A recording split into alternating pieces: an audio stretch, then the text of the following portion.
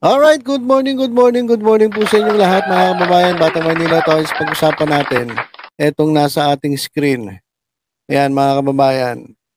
Yan po si Attorney Salvador Panelo. At ayon kay Attorney Salvador Panelo, ito raw si Harry Roque ay fake news.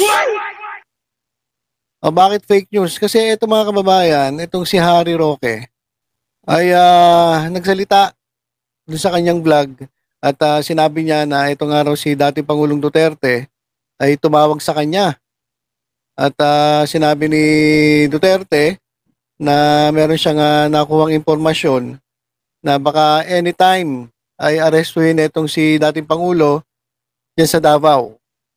Kaya naman sabi nga ni Harry Roque, hindi daw siya nakatulog at gusto niya pumunta ng Davao pero naisip niya, ano naman magagawa niya?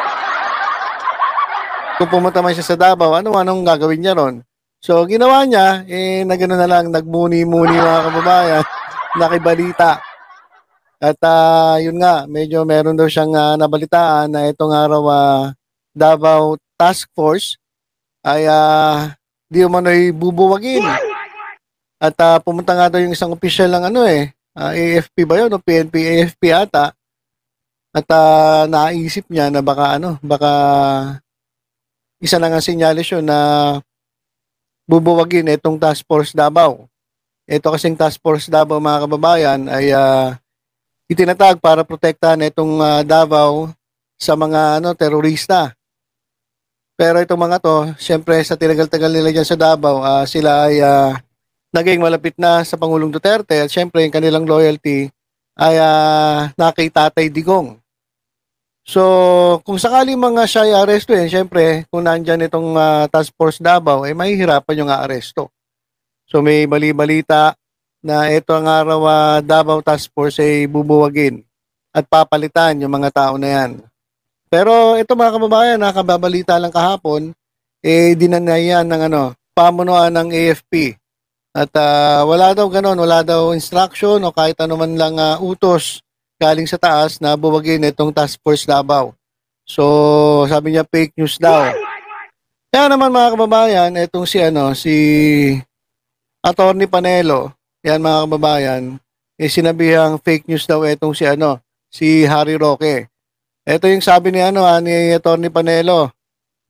Wala akong tinatawagan. Madali sabi fake news. Alright, so yan yung sabi ni Attorney Panelo. Tinawagan niya raw si former President Rodrigo Roa Duterte at sabi daw, hindi niya raw tinatawagan itong si Harry Roque. Wala akong tinatawagan. Sa madaling salita, fake news. Well, yung sinabi ni yan yung sinabi ni Salvador Panelo. Kaya naman, etong si Harry Roque mga kababayan ay nagsalita na. Siyempre hindi naman pwedeng basta na lang siya tumahimik at sabihan siyang fake news. Ito, pakinggan natin yung yung sinabi ni Harry Roque mga kababayan. So lahat po ng sinasabi ko ay meron po akong multiple sources, no? At dahil ako naman naging spokesperson, siguro naman kapanipaniwala yung mga pinakikinggan kong mga sources. Bagamat hindi talaga po pwedeng isiwalat ang kanilang mga identities dahil masusunog naman sila. Lalo na yung mga nasa serbisyo ng gobyerno. So, ang nagkakagulo na po ay yung nabanggit ko na posibilidad na baka maaresto ang ating Pangulo Duterte. Ang reaksyon ng tao, nagkakagulo na. Walang tigil ang aking telepono. Anong gusto niyong gawin namin? Magpi-people power na ba tayo? Ako naman po, huminahin po tayong lahat ha, kasi hindi pa naman po nangyayari. Pag nangyari po yan, asahan niyo po, ako'y mag-i-spokes-hour at ako mananawagan para sa mga Pilipino na manindigan. Kulang po kayo. Now, bukod dun sa aking tatlong sources, bakit pa kayo maghahanap ng source? Nagsalita na yung complainant labang kay Pangulo Duterte, si dating Senador Trillanes. Anong sabi niya? Tapos na ang investigasyon, ang susunod na, lalabas na ang warrant of arrest. Di ba sinabi niya yan? Confidential ang proceedings ng ICC, pero hindi nila po pwede baliwalain ang mga complainants. Meron nga section sa ICC para dun sa mga victims, no?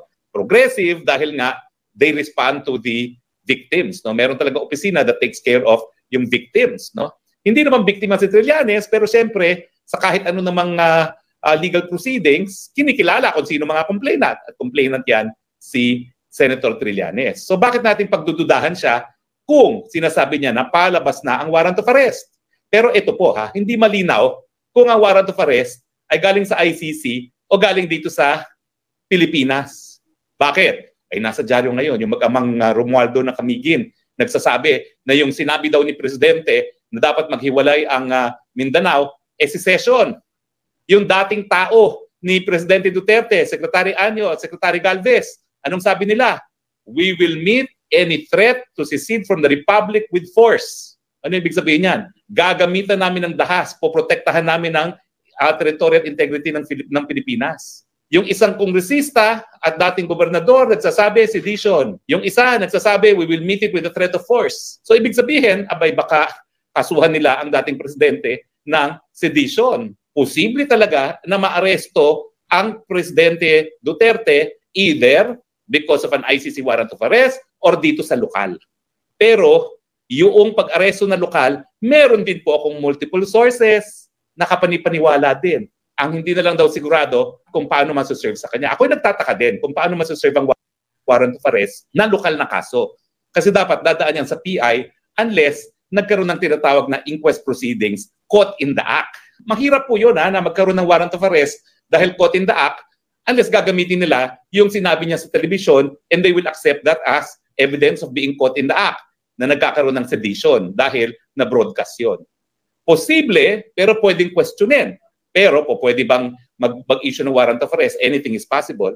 Posibilidad pa lang, nagkakagulo na ang taong bayan. So kung sa tingin ng ilan dyan na dapat mag-cooperate ang Pilipinas pag nagkaroon ng warrant of arrest ang ICC at ito ay ipapaserve sa pulis o sa sundalong Pilipino, think again. Talaga pong magkakagulo. Magkagulo, pero wala pong choice yan. Sa dami na nagmamahal kay Presidente Rodrigo Roa Duterte, hindi po papayag yung mga nagmamahal sa kanya na iparesto siya at dalhin sa isang dayuhang bayan. Malalaman po natin sa lalong mabilis na panahon ang katotohanan. Kasi yan ngayon ang hingi ng taong bayan. Ano ang katotohanan? Pag siya'y inaresto, miski hindi na tayo miyembro, ang remedyo, habeas corpus na po yan dahil illegal arrest na yan. Dahil hindi na tayo miyembro, wala tayong obligasyon na makipagtulungan. Pag siya naman inaresto dahil sa sedition, well, kinakailangan dumaan muna yan sa preliminary investigation. So illegal din yung pagkaka-aresto. Tignan nyo anong reaction ng taong bayan. Galit po sila sa mere possibility na maaresto ang dating Presidente Rodrigo Roa Duterte. Whether be it dahil sa ICC o whether be it sa kanyang mga sinasabi.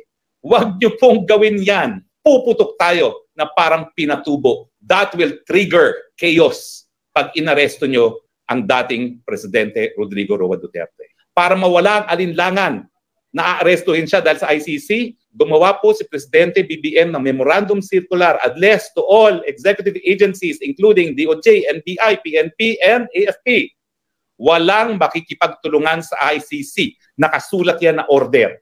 Pero habang kasing salita lang at nakokontra ng ibang tao, gaya ng kalihim ng Department of Justice, wala pong maniniwala sa salita. Kasi pinatigil ang pirma, tuloy.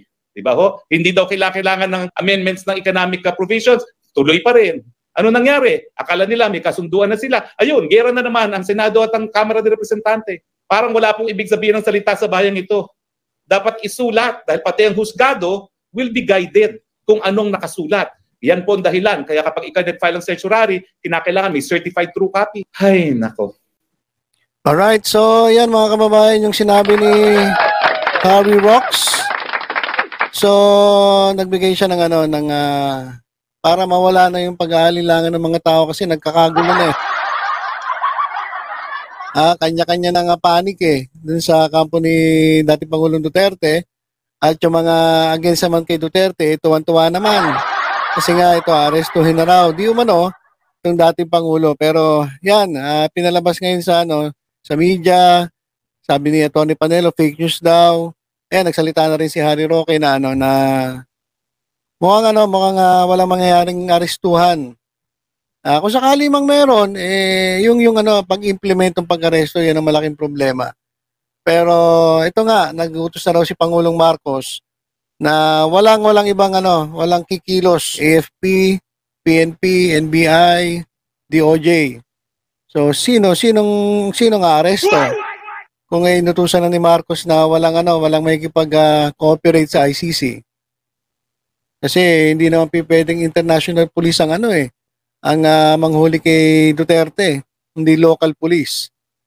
So ayan mga kababayan, abangan natin kung ano pa ang magiging susunod na kabanata dito sa usaping ito, dito sa di umano'y pag-aresto kay dating Pangulong Duterte.